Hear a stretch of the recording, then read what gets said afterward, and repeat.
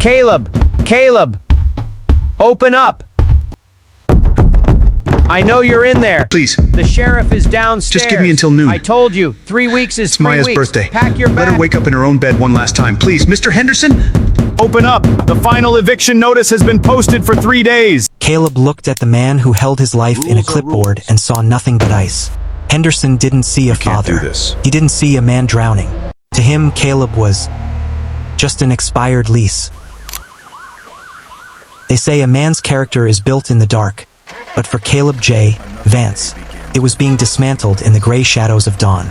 Every morning, while the clock still crawled towards 6 a.m., Caleb was already pulling on his neon vest. To the city council, he was just a sanitation engineer, always invisible to the people in the high-rise apartments, just a shadow that hauled away the things they no longer needed. Maya, baby, Daddy might be a little late tonight. It's a double shift. It's okay, Daddy. Tomorrow is my birthday. Are we having the chocolate cake with the gold foil again? I need you to be a big girl for me, okay? Are we having the chocolate cake with the gold foil again? Caleb swallowed hard, the lump in his throat feeling heavier than the rain. That gold foil cake Maya wanted cost $15. A small fortune when you only have $7 in your pocket. As he'd walked out of the apartment earlier that morning, his eyes had drifted to the eviction notice taped to the door. Mr. Henderson didn't care about birthdays. He only cared about the 3 weeks of rent Caleb didn't have. On this particular rainy Thursday, the shadows felt heavier. Caleb had arrived at the depot only to find he'd be pulling a double. His colleague, Mr. Barnabas, had gone down with a debilitating backache, leaving Caleb to shoulder 2 routes alone. He thought it was going to be the worst day of his life, until he reached the estate gate that changed everything. The wealthy hills were a different world. Up here, the trash told stories of excess half-eaten lobsters, designer shoes with a single scuff, electronics that just needed a fresh battery. But Caleb never took a thing. His father had raised him with a simple, heavy truth. Integrity is the only thing a poor man owns, that a rich man can't buy. He reached the final house on the cul-de-sac, a glass and steel fortress belonging to Julian Vane, the youngest tech billionaire in the state. The house was eerie, silent, no security guards, but only 2 luxury cars in the drive. Almost done. Just one more bin. Maybe, just maybe the baker will let me pay the rest next week. Caleb grabbed a greasy, discarded pizza box sitting on top of the bin.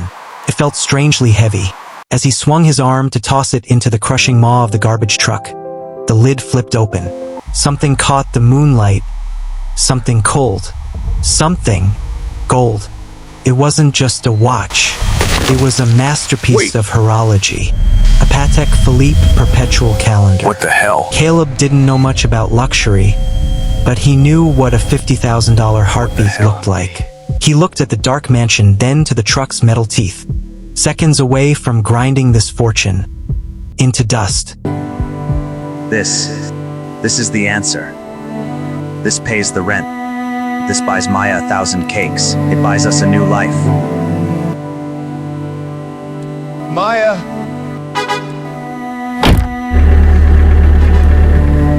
Hours later, back in his cramped apartment, the watch sat on the scarred wooden table like a fallen star. Its ticking was rhythmic, expensive, and loud. Caleb's hands shook as he searched the model on his phone. $52,000. Used. They threw it in a pizza box. They don't even care. To them, it's a toy. To me, it's a miracle. I wish I could have a real cake. Just one. Driven by desperation, Caleb found himself at a pawn shops at dawn.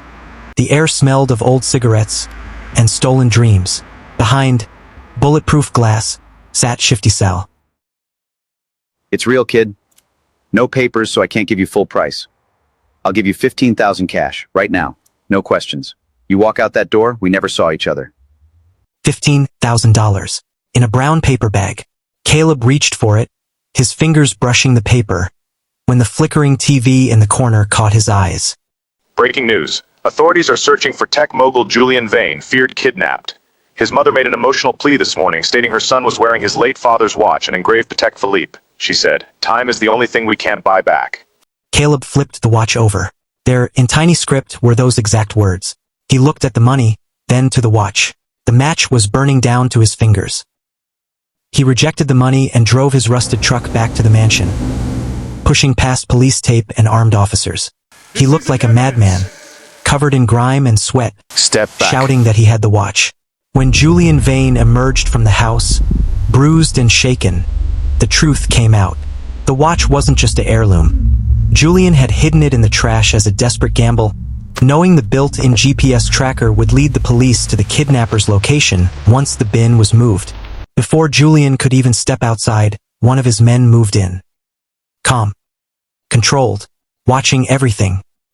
He took the watch carefully from Caleb's hands, like it was more than just gold, like it was evidence or a lifeline.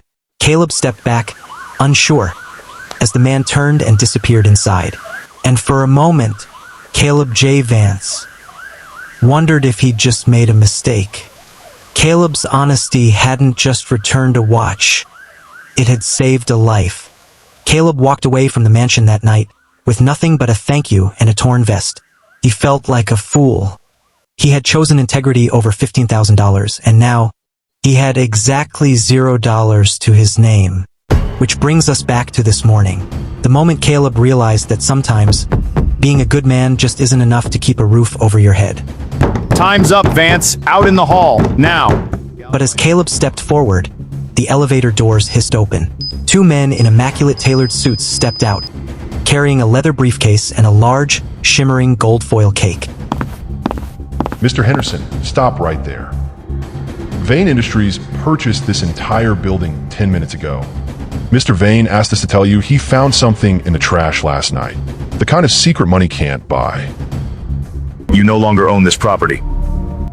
The deed has been transferred to Mr. Caleb J. Vance. The hallway fell silent. Henderson's face drained of color. The man who once held a clipboard like a weapon now stood there trembling. Then, without a word, This is the yours lawyer placed the keys into Caleb's hand. Really can? You are officially trespassing on Mr. Vance's property. Henderson, I suggest you leave. Caleb looked at the man who had tried to ruin his daughter's birthday. He didn't scream. He didn't even raise his voice. He simply pointed to the eviction papers on the floor. Mr. Henderson, you have 10 more minutes to pack your things. And pick those papers up on your way out. I don't want any trash left in my hallway.